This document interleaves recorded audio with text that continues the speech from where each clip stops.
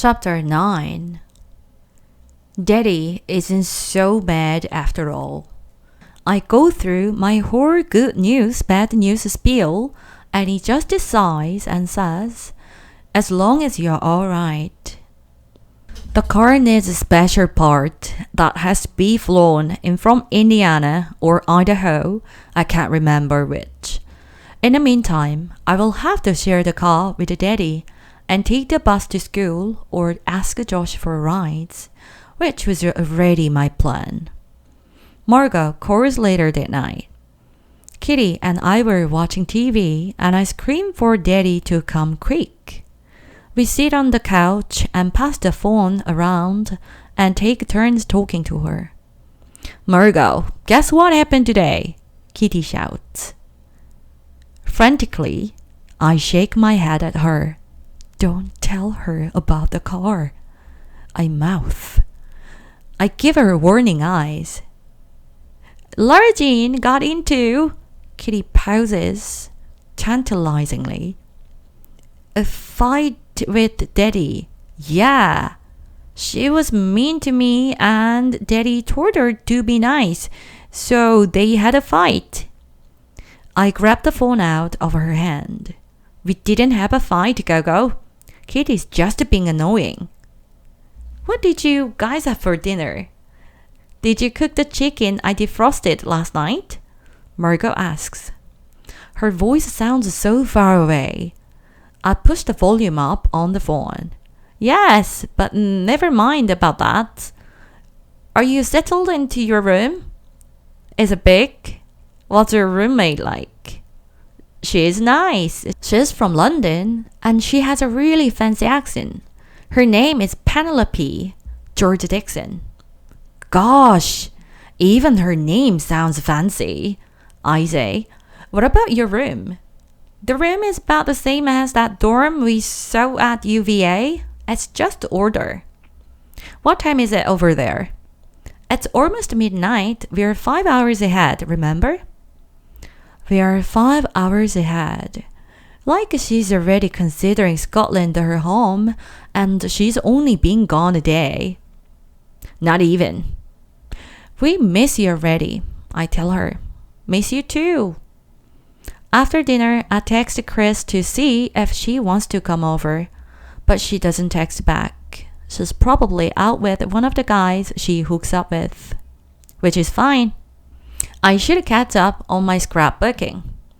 I was hoping to be done with Margaret's scrapbook before she left for college, but as anyone who's ever scrapbooked knows, Rome wasn't built in a day. You could spend a year or more working on one scrapbook.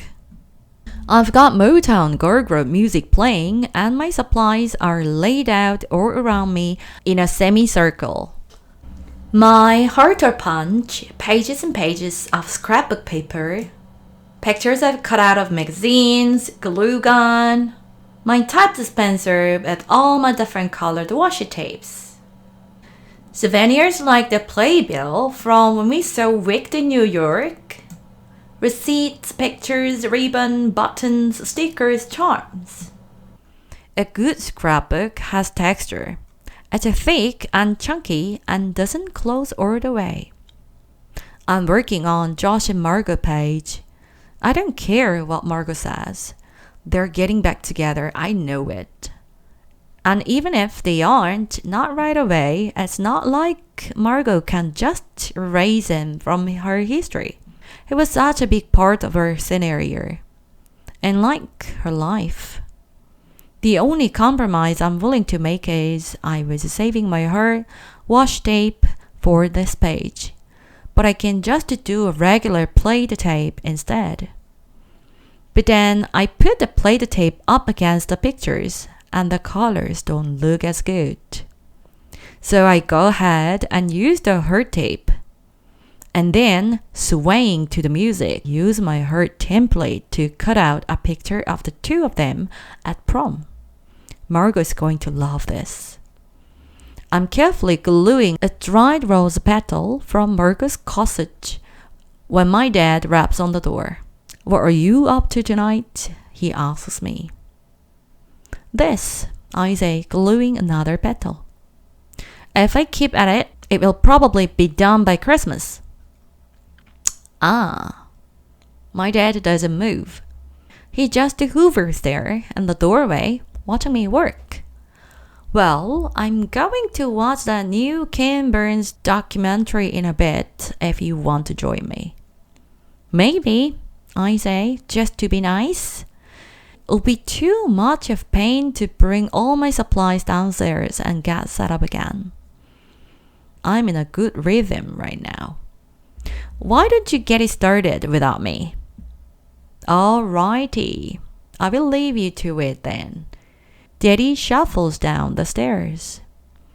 It takes me most of the night, but I finish the Josh and Margot page and it comes out really nice. Next is a sister page.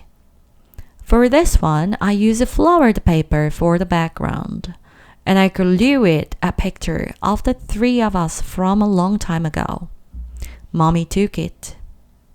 We're standing in front of the oak tree in front of our house in our church clothes. We are all wearing white dresses, and we have matching pink ribbons in our hair. The best thing about the picture is Margot and I are smiling sweetly and Kitty is picking her nose. I smile to myself. Kitty's going to pitch a fit when she sees this page. I can't wait.